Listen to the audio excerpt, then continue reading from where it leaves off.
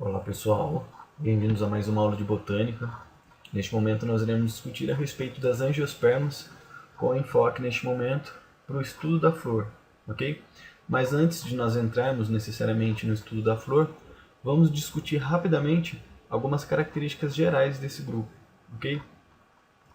Bom pessoal, as angiospermas elas têm algumas características que são típicas dela, né, que são típicas e que definem este grupo. Mas muitas características nós iremos ver que são características em comum com todas as outras plantas, né? Algumas características em comum com as pteridófitas, a maioria das características em comum com as gimnospermas, ok? As angiospermas e as gimnospermas são os grupos mais derivados, né? São os grupos mais recentes na escala evolutiva, ok? Bom, então a característica que a angiosperma divide com todos os outros grupos é que ela é uma planta chamada de embriófita, né?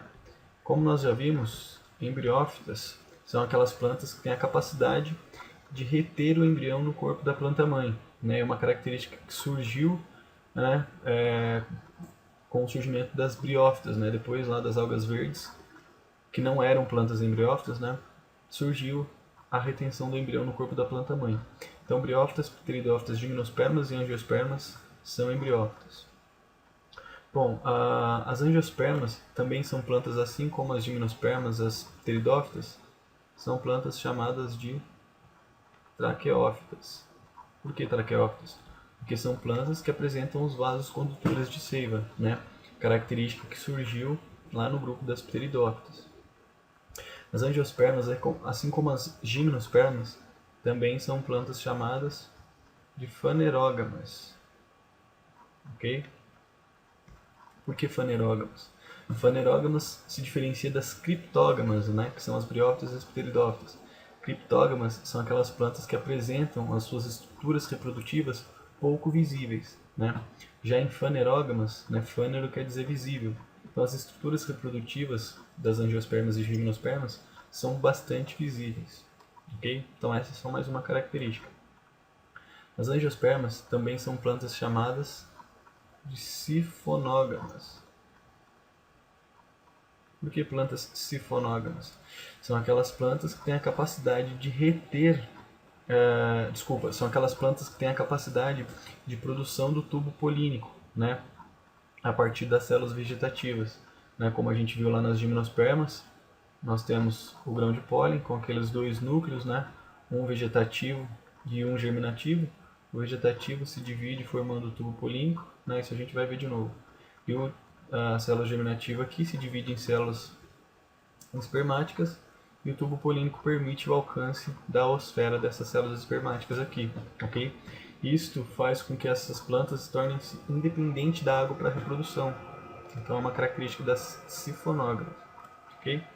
Uma outra característica das angiospermas é que elas são plantas espermatófitas. O que são plantas espermatófitas? É outra característica que ela divide com as gimnospermas. São plantas capazes de produzir sementes. Ok? Bom, então essas características aqui, né, traqueófitas e embriófitas, ele divide com as briófitas, né, que são as embriófitas e traqueófitas, ele divide com todas as outras. Mas essas três características aqui são exclusivas de gimnospermas e angiospermas. Então, o que diferencia as angiospermas das gimnospermas? As gimnospermas, pessoal, lembra que gimno significa nua. Então, as gimnospermas apresentam sementes nuas, que são desprovidas da presença de fruto. Já angiospermas, angio quer dizer escondido, né? Espermas quer dizer sementes. Então, essas sementes das angiospermas são escondidas. Por que elas são escondidas? Porque elas estão protegidas pela presença do fruto, ok? E este fruto aqui, ele tem origem, né, a partir do ovário, que está presente aqui na flor, ok? E o óvulo vai dar origem à semente. Isso nós vamos ver com mais detalhes, ok? Bom, quando nós vamos estudar as plantas, em específico as angiospermas, a gente costuma dividi-las em duas grandes formas de estudo, né? Então nós separamos em estruturas chamadas de estruturas vegetativas, né? são aquelas estruturas cruciais para o desenvolvimento da planta, né, para a nutrição da planta, para o suporte, a sustentação da planta, né, que é a raiz, o caule e as folhas. E nós separamos em estruturas chamadas estruturas reprodutivas. Okay? Essas estruturas reprodutivas aqui, na verdade, caracterizam a flor de modo geral. Okay? Então não tem como nós compreendermos as angiospermas sem compreender muito bem o estudo da flor. Okay? A maioria dos autores tem consenso entre si de que flor é uma característica, né, que surgiu nas angiospermas. Alguma linhagem de poucos autores defende que talvez a flor tenha começado seu esboço nas gimnospermas, né? Algo parecido com o estróbilo, porque o estróbilo ele é constituído por folhas modificadas, assim como a flor. A flor também é um conjunto de folhas modificadas. Mas o consenso entre os autores, pelo menos a maioria deles, é de que as flores surgiram nas angiospermas mesmo. Okay? Bom, pessoal, olhando para uma flor, né, anatomicamente a gente pode dividir ela em 3 partes. Okay? Então tem essa primeira parte aqui, né, que é essa estrutura, essa hastezinha aqui, que é chamada de pendúnculo. Okay? Este pendúnculo, pessoal, ele é a estrutura que está conectando, né, o restante do corpo da flor num ramo caulinar. Ok?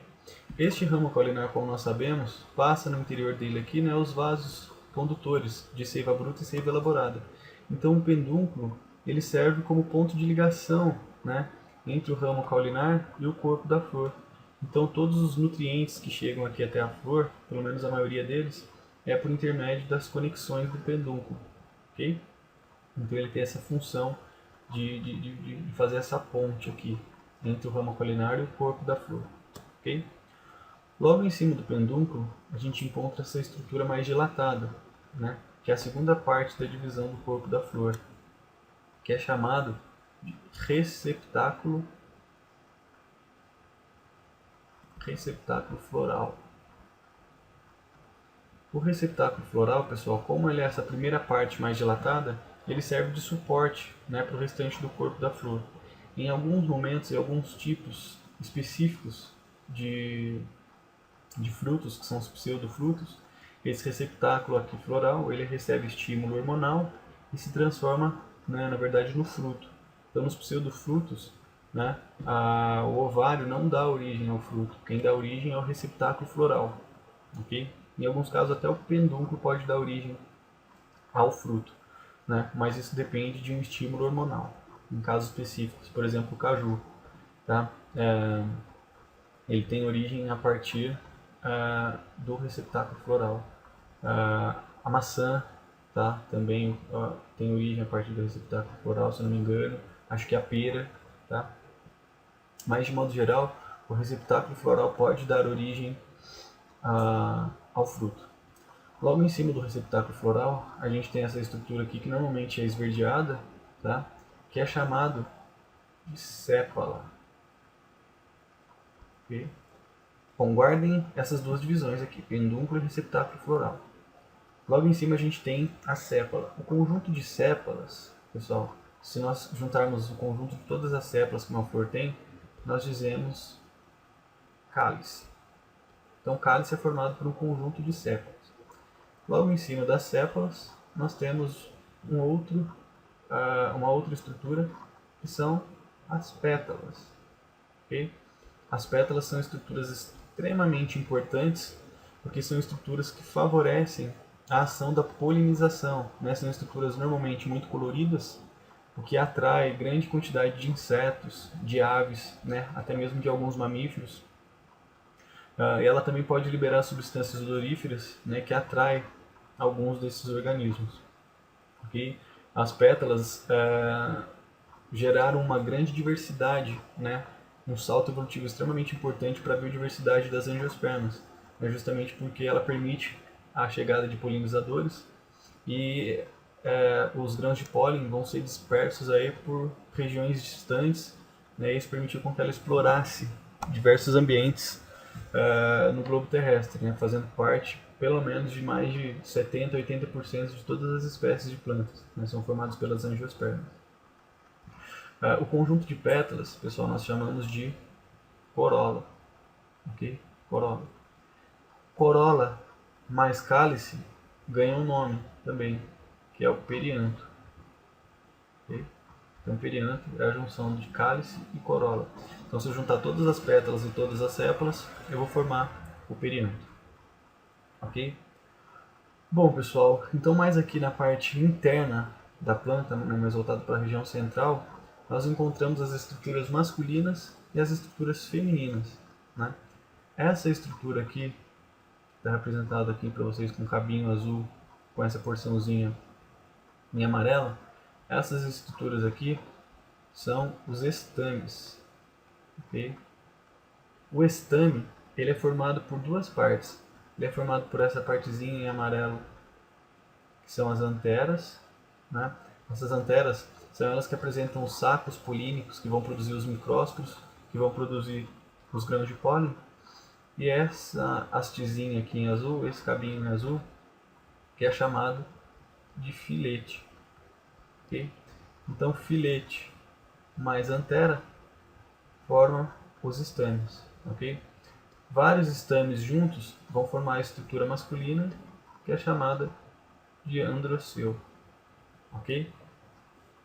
E nós temos também aqui a estrutura feminina, okay? Que é formada por este tubinho dilatado. Tá? Essas estruturas aqui, elas recebem o nome. Elas são chamadas de carpelos. Tá? Carpelo, ou também pode ser chamado de pistilo. Okay? O pistilo, ele é formado, o carpelo ele é formado por três partes. Tem essa parte superior aqui, que é o estigma, que é o local por onde ocorre a penetração do grão de pólen. Inclusive esse estigma consegue produzir uma substância pegajosa que permite a fixação aqui do grão de pólen. E aqui no estigma é que acontece o reconhecimento de espécie específico, né? No qual o grão de pólen consegue identificar quimicamente que esta é a planta certa para ocorrer a polinização. Né? Tem essa hastezinha, né, que conecta o estigma com essa porção mais dilatada. Essa hastezinha é chamada de estilete, okay? Que é o canalzinho mesmo de comunicação com o estigma, com esta região aqui embaixo, que é extremamente importante. Né? Este tubo, essa porção mais dilatada aqui, é o ovário. Okay? E este ovário, obviamente, aqui no interior, ele vai, né, abrigar a estrutura que nós conhecemos como óvulo. Okay? Então aqui tem um tegumento, né, que protege o óvulo, e aqui nós temos o óvulo. Okay? É aqui no óvulo que vai acontecer todo o processo de fecundação, né? E assim que houver a fecundação e esse óvulo junto com o grão de pólen, né, os núcleos espermáticos derem origem à semente, vai começar o desenvolvimento do embrião, né? E esse embrião vai produzir hormônios que vão estimular o ovário a se transformar em um fruto. Né? Por isso que o fruto sempre, ou pelo menos na grande parte dos momentos, né, eles vão dar origem ao fruto. Ok? Bom, pessoal, essas estruturas aqui são os carpelos. O conjunto de carpelos forma as estruturas femininas, que é chamado de gineceu. Ok? Bom, pessoal, então se a gente pegar o gineceu, o androceu e o perianto, todas essas estruturas juntas vão formar a nossa terceira estrutura. Né? A gente falou que tem o pedúnculo, o pedúnculo, o receptáculo floral, né? Primeira estrutura, segunda estrutura. A terceira estrutura é o conjunto de todas essas aqui, exceto o receptáculo floral e pedúnculo, que são os famosos verticilos florais. Então, anatomicamente, nós dividimos a planta em três partes: pedúnculo, receptáculo floral e verticilos florais. Né? Os verticilos florais é formado pelo perianto, que se divide em corola e cálice, e pelo androceu, que são um conjunto de estames, e o androceu, que é o conjunto de estames, e o gineceu, que é o conjunto de carpelos. Okay? Essas estruturas todas aqui constituem uma flor. Okay? Lembrando, pessoal, que esta flor aqui é um indivíduo monóico.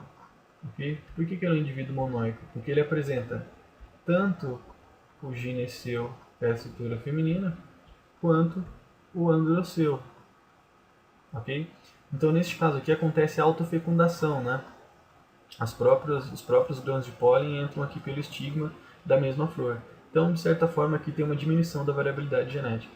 Diferente das folhas, das flores, são dioicas, ok? Apresentam uma flor somente com as estruturas femininas e outra somente com as estruturas masculinas. Então aqui a gente tem um aumento, né, nas plantas dioicas da variabilidade genética, ok?